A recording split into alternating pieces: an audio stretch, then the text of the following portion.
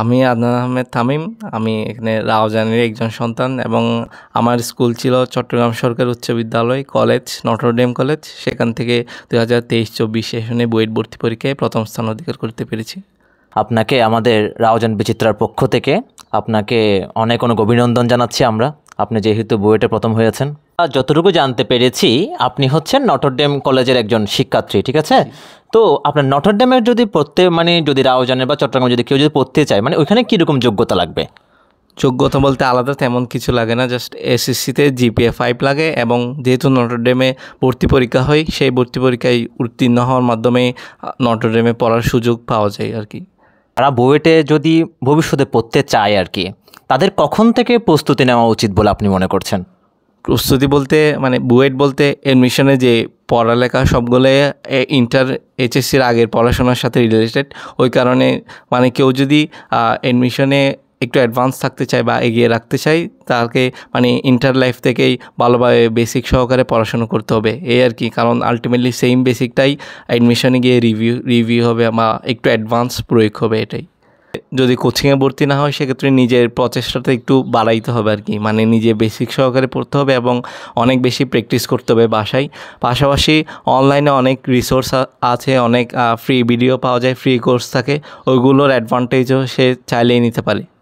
আমি নির্দিষ্ট একটা গোল সেট করতাম, ডেইলি টার্গেট সেট করতাম। ওই টার্গেটটা যতক্ষণে পূরণ হইতো বা যতক্ষণে না হয়তো ততক্ষণ পড়ার চেষ্টা করতাম, ওই টার্গেটটা শেষ করে দেন ঘুমাইতে যাওয়ার চেষ্টা করতাম আর কি।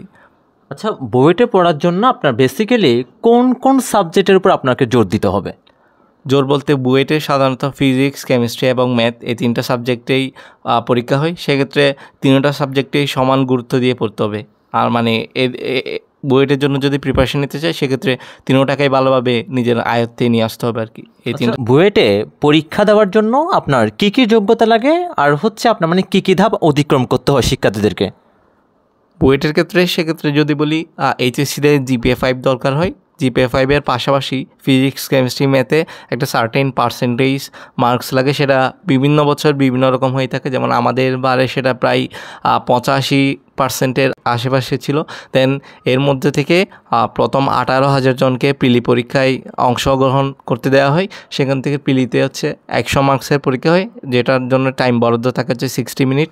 দেন প্রিলিতে 6,000 জনকে সিলেক্ট করা হয়। সেই 6,000 জন দেন রিটেন পরীক্ষায় অংশ নিতে পারে। রিটেন পরীক্ষায় 400 নম্বরের এবং সেখানে টাইম বরাদ্দ থাকে 2 ঘন্টা।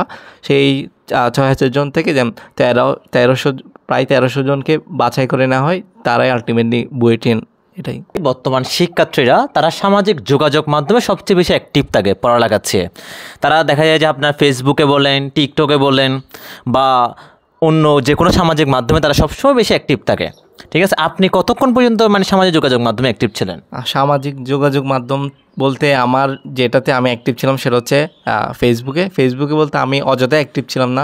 আমাদের যে অনলাইনে যে পড়াশোনা হইতো বা অনলাইনে ক্লাস এক্সাম যেগুলো হইতো সবগুলা FB ওরিয়েন্টেড ছিল আর কি। ওইখানে গ্রুপ ছিল, ওইখানে লাইভ ক্লাস হইতো, ওইগুলার কারণেই FBতে আসা হইতো, আর অন্য কিছু ইউজ করা হইতো না। আর বেসিক্যালি ইউটিউব, গুগল এগুলো ইউজ করতাম আমি।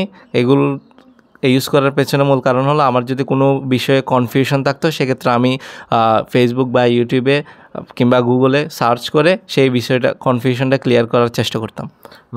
আপনি এই সামাজিক যোগাযোগ মাধ্যমকে আপনি শিক্ষা কেন্দ্রিক ব্যবহার করেছেন, যার কারণে আপনি সফল হয়েছেন, তাই তো? তরুণ প্রজন্মে যারা শিক্ষার্থী যারা আছে, যারা ভবিষ্যতে বুয়েটের মতো কোনো একটা ইউনিভার্সিটিতে পড়ার ইচ্ছা পোষণ করে, তখন সেক্ষেত্রে আপনার পরামর্শটা কি থাকবে? যদি বুয়েট কিংবা মেডিকেল কিংবা DU এরকম ইউনিভার্সিটি পড়তে চাই, অ্যাডমিশনে একটা ভালো রেজাল্ট আনতে চাই, সেক্ষেত্রে প্রথম থেকেই বা HSCর একদম শুরু থেকেই তাকে রেগুলারলি পড়াশোনা করতে হবে, বেশি বেশি এক্সাম দিতে হবে এবং অনেক বেশি প্র্যাকটিস করতে হবে। কারণ অ্যাডমিশনের এক্সামগুলোর ক্ষেত্রে প্র্যাকটিস করা এবং স্পিড প্লাস অ্যাকুরেসি এই গুণগুলো অনেক ভালো একটা ভূমিকা পালন করে। সেক্ষেত্রে প্রথম থেকেই তাকে যথেষ্ট বেসিক সহকারে পড়াশোনা করতে হবে এবং প্র্যাকটিস করতে হবে। এটাই তাদের উদ্দেশ্যে আমার মূল বক্তব্য থাকবে। আমার বাবা মোহাম্মদ আবু তৈয়ুব, আমার বাবা একজন প্রবাসী এবং আমার মা মুসাম্মদ রুবি আক্তার। আমার মা হচ্ছে গৃহিণী এবং আমরা 2 ভাই 2 বোন এবং পরিবারের তৃতীয় সন্তান আমি।